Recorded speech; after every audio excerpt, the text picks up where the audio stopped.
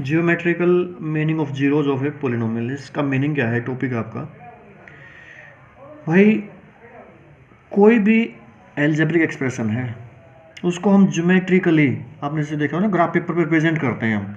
तो कोई भी अगर एल्जेब्रिक एक्सप्रेशन है या कोई पोलिनोमियल है उसको हम ज्योमेट्रिकली रिप्रेजेंट कर सकते हैं। अब जैसे मान लिया आपका लीनियर पोलिनोमियल है, लीनियर पोलिनोमियल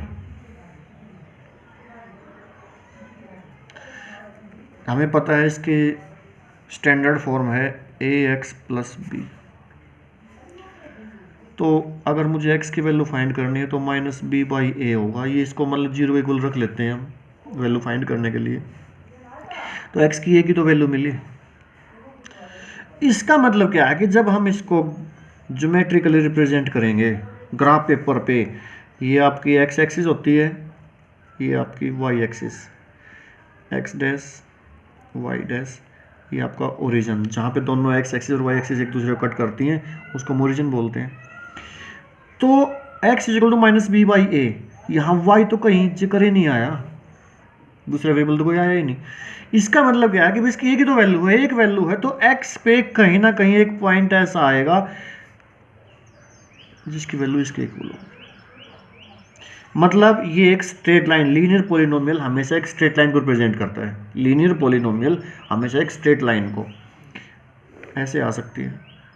अब इस स्ट्रेट लाइन ने एक्स एक्स जो कितनी जगह पे कट क्रॉस किया है, कट किया है, सिंगल जगह पे किया है ये। तो ये जो पॉइंट होगा ना, जिस पॉइंट से उस लाइन ने इसको क्रॉस किया है वो उसकी जीरो होगी। ये है लीनियर पोलिनोमियल का ग्राफिकल रिप्रेजेंटेशन। इसको फाइंड कैसे करें? बात वही आ गई। मान लिया मैंने कहा भाई 4x प्लस 2, इसका मतलब क्या हो गया भाई, 4 इसको जीरो के इक्वल रखते हैं तो 4x इक्वल टू माइनस 2 और x is equal to minus 2 by 4 that is equal to minus 1 by 2 हो गया ना। तो मान लिया ये 1 बाई 2 है, माइनस 1 बाई 2, ये माइनस 1 है, तो स्ट्रेट लाइन यहीं से तो पास होगी। ये है आपका ज्योमेट्रिकल रिप्रेजेंटेशन। कहने का मतलब क्या है कि हम ज्योमेट्रिकल रिप्रेजेंटेशन देख के भी ये बता सकते हैं कि इसके सॉल्यूशन कितने होंगे, इसकी जीरोज कितनी होंगी। इसी तरह जो आपका क्या बोलते हैं क्वाड्रेटिक पोलिनोमियल है, क्वाड्रेटिक पोलिनोमियल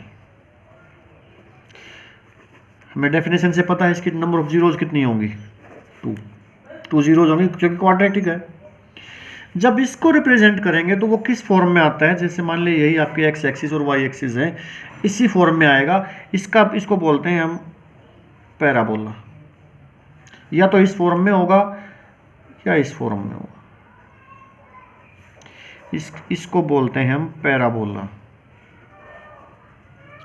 अब यहाँ दो टाइप का पैराबोला कैसे हो गया भाई? डिपेंड करता है। जो आपकी क्वाड्रेटिक इक्वेशन है उसकी स्टैंडर्ड फॉर्म है ax square plus bx plus c है।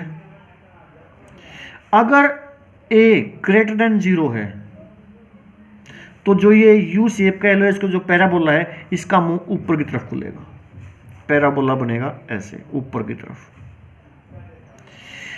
अगर इफ a लेस देन 0 है, मतलब नेगेटिव है, तो पैराबोला बनेगा डाउनवर्ड। ये फिक्स होती है चीज।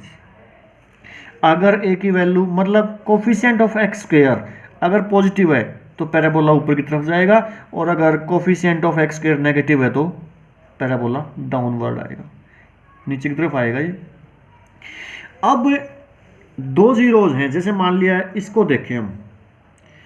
अब जैसे इसमें कहा था कि भाई एक पॉइंट से क्रॉस कर रही है, अगर मैं इस पैराबोला की बात करूं, इस पैराबोला की, क्या इसने कहीं पे भी एक्स एक्सिस को कट किया है? नहीं किया। तो इसका मतलब यहाँ तो जीरो हुई ही नहीं। यहाँ 3 केस होते हैं पैराबोला के, अपवर्ड डाउनवर्ड हो जाए कोई दिक्कत नहीं है। पहला केस क्या है कि भाई ठीक है, ये पैराबोला किसकी वजह से आया है? ये आया है x की वैल्यूज की वजह से, क्योंकि क्वाड्रेटिक पोलिनोमियल था। अब अपवर्ड पैराबोला है, इसके अकॉर्डिंग a की वैल्यू कैसी होगी? पॉजिटिव। और इसने दो जगह पे क्रॉस किया है, किसको? x एक्सिस को। तो यहाँ नंबर ऑफ जीरोज कितनी होगी? 2। अगर इसी केस में ग्राफिकल रिप्रेजेंटेशन कैसे हो जाएगी, ऐसे हो जाएगी। पैराबोला नीचे की तरफ आ गया, a लेस देन 0 है तो, बट कट क्रॉस तो दो जगह पे ही कर दिया। और जो ये दोनों पॉइंट ऑफ इंटरसेक्शन है ना, ये दोनों पॉइंट्स की जो एक्सिस की जो वैल्यू होगी वो दोनों के दोनों उसकी जीरोज भी होंगी।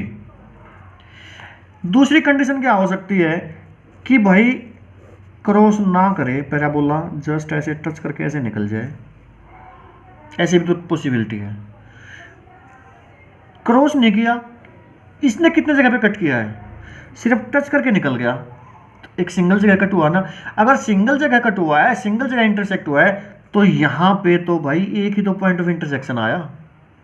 अब पैराबोला है तो क्वाड्रेटिक भी जरूरी है, पॉइंट ऑफ इंटरसेक्शन सिंगल आया है, इसका मीनिंग क्या है कि जो जीरोज है ना, जीरोज आर इक्वल।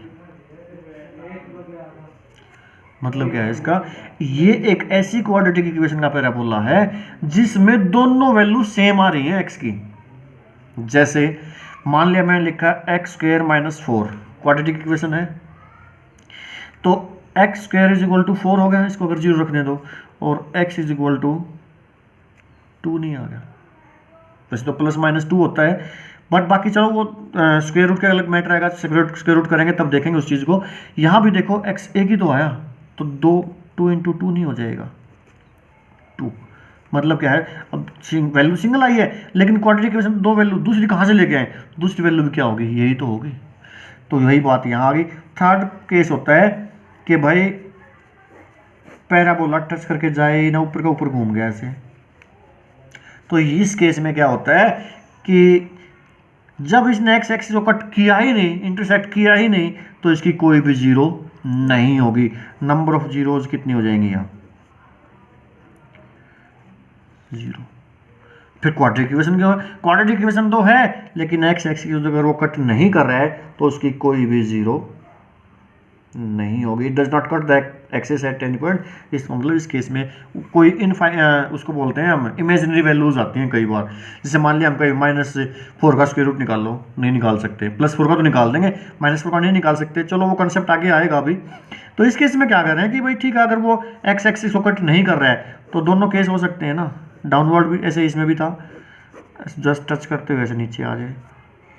ये नीचे वाला पैराबोला कब आता है, जब कोफिशिएंट ऑफ एक्स स्क्वायर या यूँ को ए की वैल्यू नेगेटिव हो तो डाउनवर्ड पैराबोला, और अगर ए की वैल्यू पॉजिटिव हो तो अपवर्ड पैराबोला। 3 कंडीशन होगी, कट भी कर सकती है 2 जगह, तो नंबर ऑफ जीरोज 2। अगर एक जगह से टच करके निकल जाए तो नंबर ऑफ जीरोज तो 2 ही होंगी, लेकिन दोनों की वैल्यू सेम होगी।